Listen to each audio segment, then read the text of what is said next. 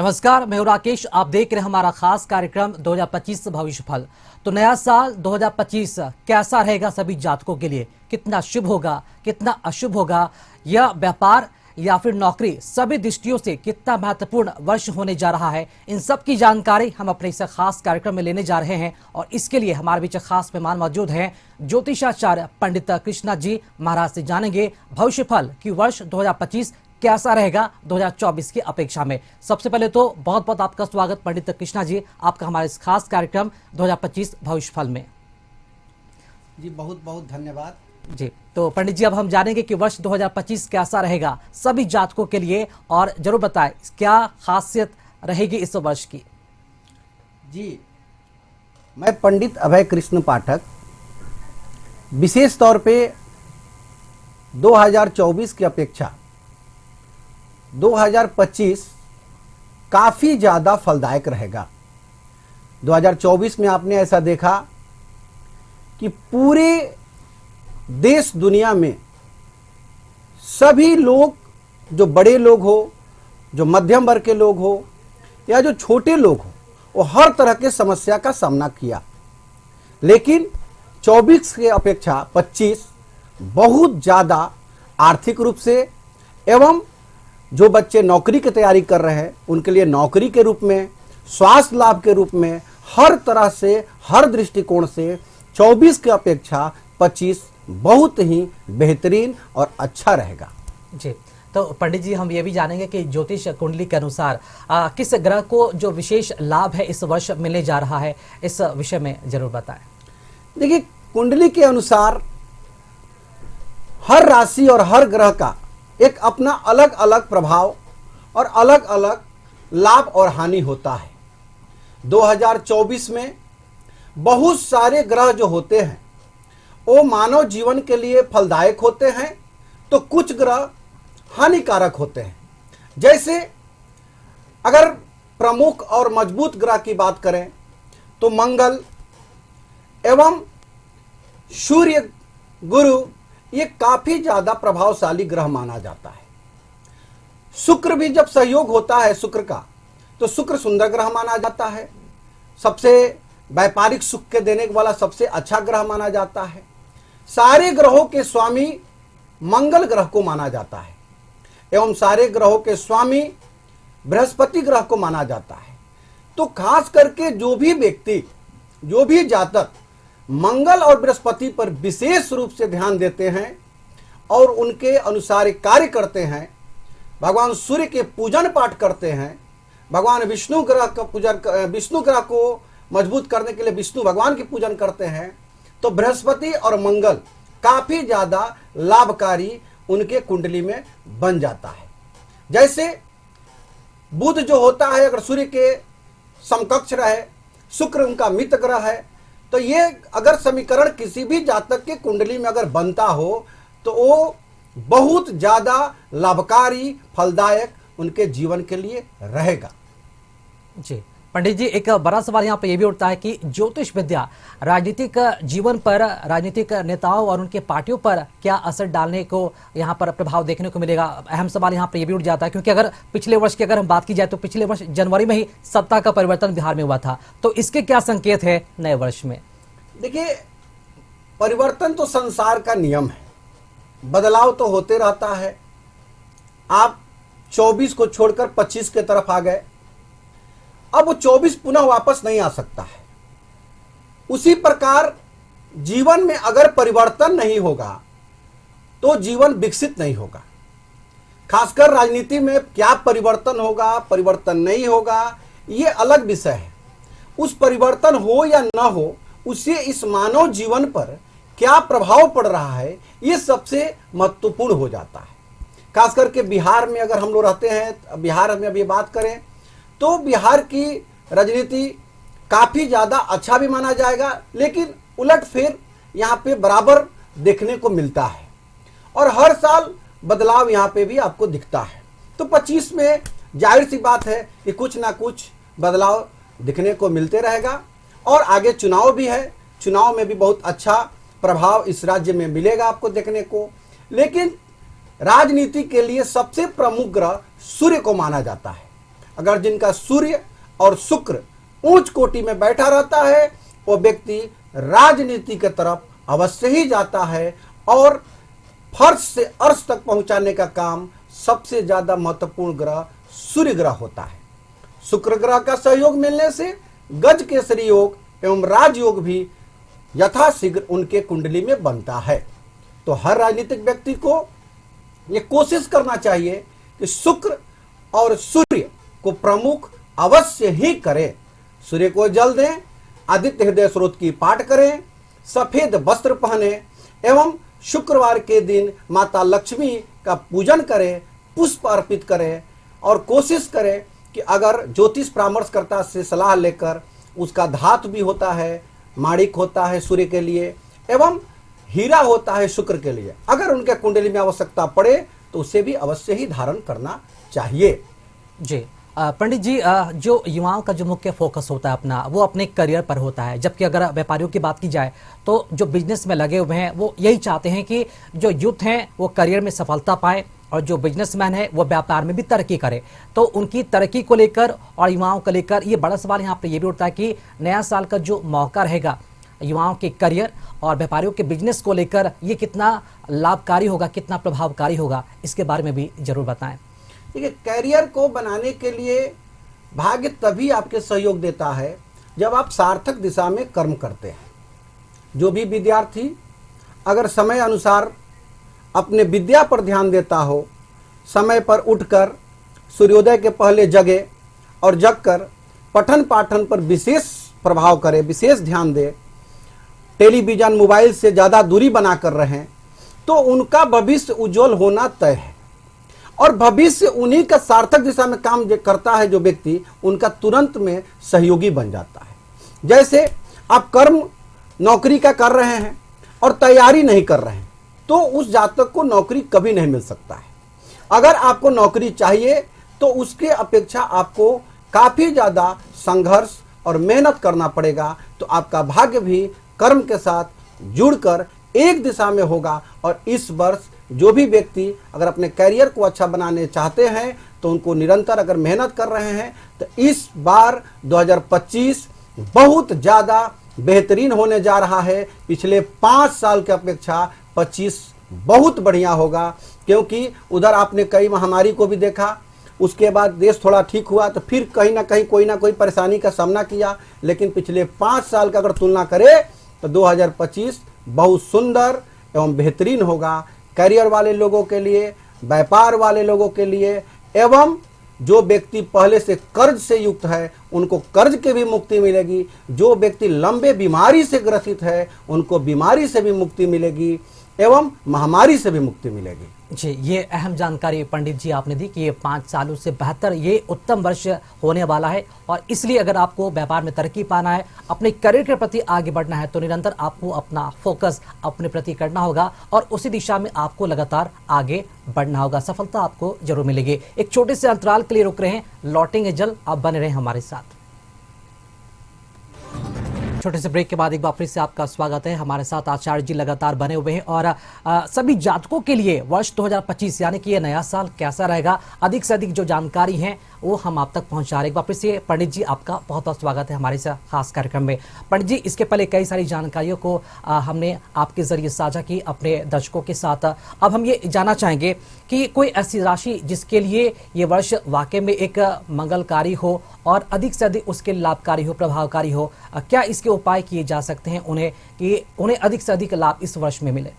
देखिए, इस साल के सभी राशियों में अगर देखा जाए तो वृष और मेष ये राशि वाले जातक को विशेष लाभ मिलेगा हर तरह के क्षेत्र में। जैसे मेष राशि जो होता है, मेष राशि प्रथम राशि भी माना जाता है और ये मंगल इस राशि का कारक माने जाते हैं। मंगल साहस और पराक्रम के ग्रह माने जाते हैं। तो ये ग्रह वाले जातक, ये राशि वाले जातक के लिए काफ़ी ज़्यादा 2025 बेहतरीन होगा। इस जो भी जातक का मेष राशि है उन जातक का 2025 स्वास्थ्य लाभ से, आर्थिक लाभ से एवं वैवाहिक जीवन से हर तरह से अगर दृष्टि करें तो उनका बहुत ही लाभ रहेगा और 2025 में जो व्यक्ति वैवाहिक है उनको संतान की प्राप्ति का योग बन रहा है, एवं जो व्यक्ति वैवाहिक नहीं है उनको जनवरी से फरवरी माह के बीच में वैवाहिक योग बन रही है, एवं नवंबर से दिसंबर में भी वैवाहिक योग बन सकती है जी। विशेष तौर पे एक और छोटा सा भी विचार देंगे कि मेष राशि के साथ साथ में वृषभ राशि जो होते हैं वो शुक्र के कारक माने जाते हैं। शुक्र जो होते हैं वैभव, सुख, संपत्ति और संपदा ये देने का सबसे महत्वपूर्ण ग्रह माने जाते हैं। आज जो भी जातक की कुंडली में अगर वृषभ राशि बन रही हो तो उनके लिए बहुत खुशखबरी की विषय है कि गज केसरी योग, राजयोग उनके कुंडली में इस वर्ष बन रहा है। गज केसरी योग होने से अगर जो व्यक्ति सोशल कार्य करते हैं उनकी उपलब्धि बढ़ती है, उनकी नाम बढ़ता है, सम्मान बढ़ता है, एवं राजनीति वाले व्यक्ति के लिए राजयोग भी बन रहा है। कष्ट से मुक्ति इस साल उनको होना तय है। जी, तो ये कई महत्वपूर्ण बातें आपने जाना आचार्य जी के जरिए। पंडित जी, एक अहम सवाल हमारा ये भी होगा कि अगर कोई व्यक्ति या फिर कोई भी इंसान जो अपने क्षेत्र में लगातार काम कर रहा है कंटिन्यू, उसके जीवन में कर्मों के अनुसार क्या लगता है कि ग्रह नक्षत्रों का भी कोई बड़ा प्रभाव देखने को मिलता है और इसका क्या असर देखने को मिलता है हमारे जीवन में? देखिए, ये सही बात है कि हर कार्य कर्म से ही हो सकता है, कर्म से ही अपनी साधन किसी कार्य को कर सकते हैं, लेकिन भाग्य और कर्म ये दोनों एक ही पहलू है। अगर आप कर्म सार्थक दिशा में कर रहे हैं, अगर आपको खाना खाना है तो आप सामने भोजन लेकर बैठे हैं और भोजन बनाने में जो कर्म किए उसके बाद थाली में भोजन आया। अगर कर्म बनाने में नहीं करते तो थाली में भोजन नहीं आता। और भाग्य का दोष ये कहते हैं कि थाली में भोजन आया है और उसी समय ऐसा कोई आपको सूचना मिला कि आपको तुरंत में भोजन छोड़ के जाना पड़ा, तो वहां भाग्य का दोष माना जाता है कि सामने में आया हुआ थाली का भोजन भी आप ग्रहण नहीं कर पाए, क्योंकि आपने तो पूरे दिन कर्म करके उस भोजन को बनाकर और अपने थाली तक पहुंचाया, लेकिन आपके भाग्य खराब होने के कारण वो भोजन आपके पेट में नहीं गया। इसलिए हर जातक को मैं ये विशेष रूप से बताना चाहता हूं कि अगर आप कर्म करते हैं, बहुत अच्छी बात है, अच्छी विषय है, कर्म करना भी चाहिए, लेकिन अच्छे दिशा में, सार्थक दिशा में। अगर आप परीक्षा देने जाते हैं और वहां पे क्वेश्चन लिखना है, आप क्वेश्चन नहीं लिखेंगे, कॉपी ऐसी छोड़कर आ जाएंगे, तो आपकी रिजल्ट कभी नहीं आ सकती है। तो वहां आपको कर्म करना है।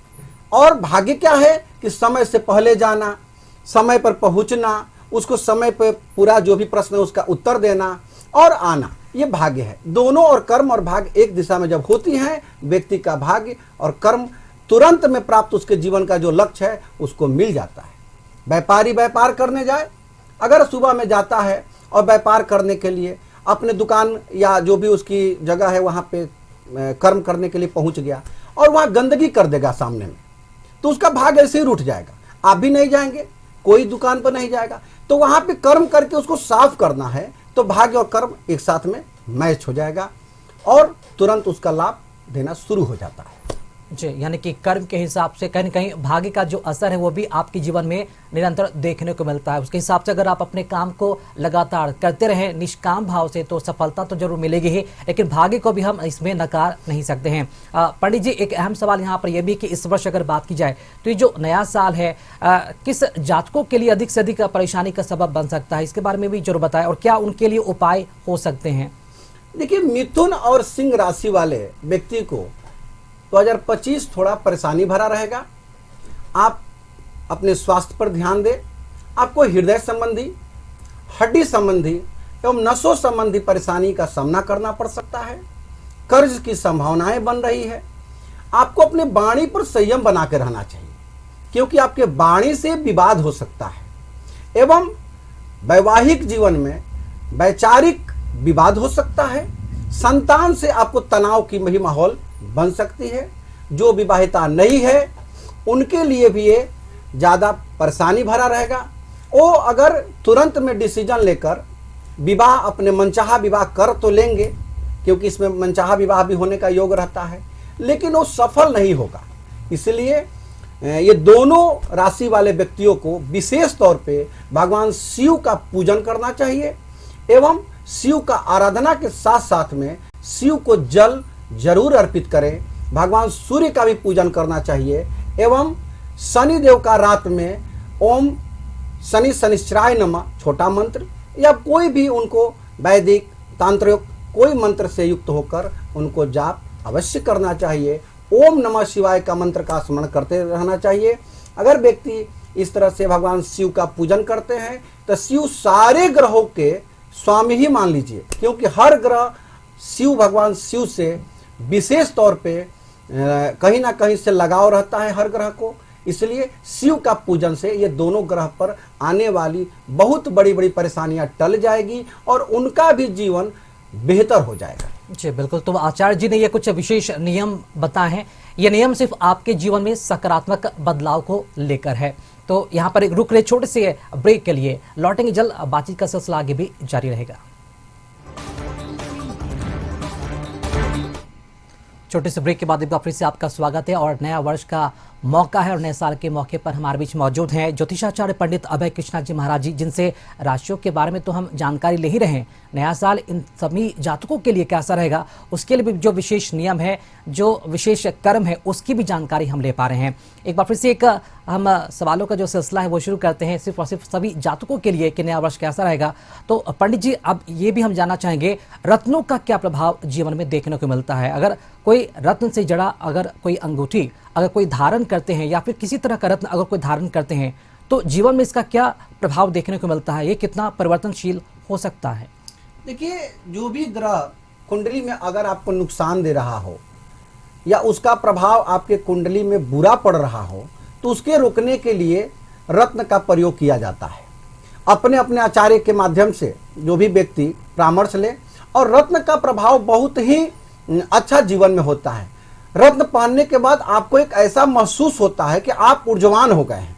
सारा चीज तो कर्म से ही होगा, लेकिन वो आपको प्रेरित करते रहेगा, आपको अच्छे कार्य करने के लिए प्रेरित करेगा और बुरे कार्य करने से आपको रुकावट मन में बनने लगेगी स्वतः पहनने के बाद। तो हर ग्रह का अलग अलग रत्न होता है। जैसे आपको मैंने 2 ग्रह के बारे में बताया कि खराब है, 2 ग्रह के बारे में अच्छा बताया।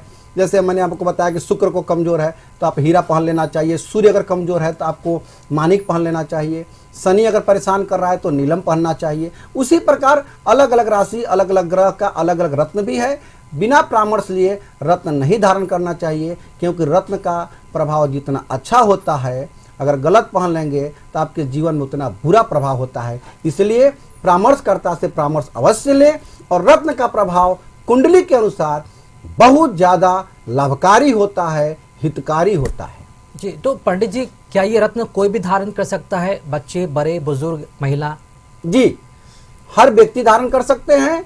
उनकी उम्र जितनी हुई हो या उनकी वेट जितनी हो, ओजन और उम्र से उनको रत्न का रत्ती दिया जाता है। अगर जो जातक 20 साल का हो तो उनको 20 साल के अनुसार 5 रत्ती में ही धातु पहनाना चाहिए। अगर उससे ज़्यादा हो तो 6 रत्ती, 7 रत्ती, उम्र के अनुसार या उनका ओजन के अनुसार रत्न का रत्ती होता है।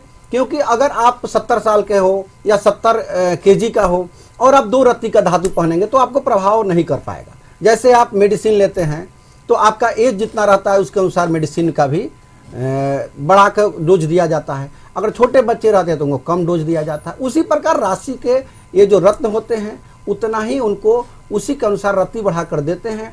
और बच्चे भी पहन सकते हैं, बूढ़े भी पहन सकते हैं, व्यापारी भी पहन सकते हैं, विद्यार्थी भी पहन सकते हैं, हर तरह के मरीज भी पहन सकते हैं।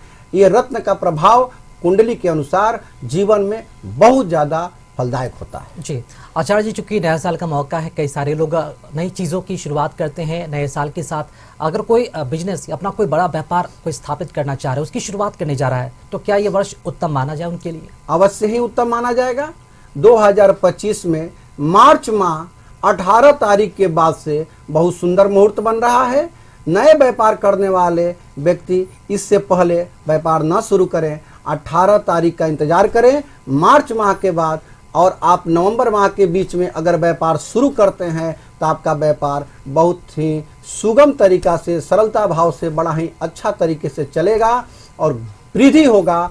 आपके ऊपर कर्ज की संभावना नहीं रहेगा। सारे तरह से व्यापार सुगमता पूर्वक चलते हुए आपको खूब धन धान्य से परिपूर्ण कर देगा। जी पंडित जी, विद्यार्थियों के लिहाज से अगर हम बात किया जाए तो 2025 ये नया साल कैसा रहेगा? क्योंकि सबसे अधिक परेशानी उन्हें होती है करियर में सफलता न मिल पाना, पढ़ाई करते हैं फिर भी डिप्रेशन के शिकार होते हैं, घर से कहीं दूर जाकर पढ़ाई करते हैं फिर भी सफलता उन्हें नहीं मिलती है। तो विद्यार्थियों के लिहाज से उनके लिए ये वर्ष कितना शुभकारी लाभकारी हो सकता है? मई माह के बाद सारे विद्यार्थियों के लिए ये वर्ष बहुत ही लाभकारी हो जाएगा। मई माह के बाद से जो भी विद्यार्थी अपने परीक्षा फल की तैयारी कर रहे हैं उनको अवश्य ही तरक्की मिलेगी, नौकरी लगेगी। एवं एक चीज़ विशेष तौर पे मैं आपको बताना चाहूँगा, आज मैं देखता हूँ कि नौजवान बच्चे पढ़ाई में नंबर अंक कम आ गए तो वो सुसाइड कर लेते हैं। ये बहुत ही गलत विषय है। आप अगर जंग जीत नहीं सकते हैं तो हारने की अपेक्षा कभी मन में मत रखें, और आप जब जंग हार जाते हैं तो रोज एक दूसरे दिन नए जो सुबह सूर्य का उदय होता है, आप अपने अंदर में उतना ऊर्जा लेकर सुबह का शुरुआत करें, आपको अवश्य ही सफलताएं मिलेगी।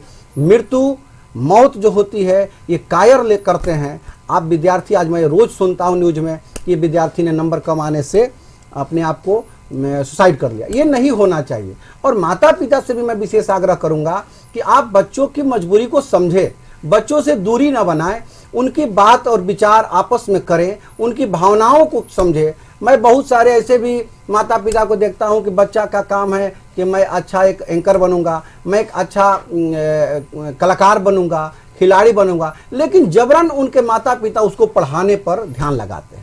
ऐसा नहीं होना चाहिए। आप अपने बच्चे के विचार को समझें और उसके विचार के अनुसार कर्म करने दें। कर्म तभी फलदायक होता है, भाग्य तभी फलदायक होता है जब मैंने पहले भी बताया कि सार्थक दिशा में कर्म हो। तो अगर बच्चा को खेलने का रुचि है तो उसको खेलने के लिए ही विशेष रूप से ध्यान दें, पढ़ाई के लिए न करें। और जो बच्चे को पढ़ाई को ध्यान है उसको पढ़ाई पर ध्यान लगाए, क्योंकि मन लायक कार्य करेगा तो सफलताएं मिलेगी। और जो सुसाइड कर रहा है बच्चे, उन सारे बच्चों के लिए मैं एक मैसेज दे रहा हूं कि आपको डरना नहीं है और घबराना नहीं है। अगर आज आपकी सफलताएं नहीं हुई तो कल अवश्य होगी। आप अपना कर्म को निरंतर करते रहिए, क्योंकि एक एक बूंद से एक तालाब का निर्माण होता है, एक एक बालू के कण से एक पहाड़ का निर्माण होता है। आप रोज अभ्यास करेंगे, सफल अवश्य ही होंगे। जी चलिए, बहुत बहुत शुक्रिया अदा करना चाहेंगे आपका ज्योतिषाचार्य पंडित अभय कृष्णा जी महाराज जी। आपका बहुत, आपने कई सारी जानकारियां दी और नया वर्ष कैसा हो उन सभी जातकों के लिए भी आपने काफी शुभ संकेत भी दिए हैं। बहुत बहुत शुक्रिया आपका। तो उम्मीद यही करेंगे कि हम सभी का जीवन, आप सभी का जीवन और ये नया वर्ष मंगलमय हो। बहुत बहुत शुक्रिया इस कार्यक्रम में बने रहने के लिए। देखते रहिए कशिश न्यूज। नमस्कार। बहुत बहुत धन्यवाद।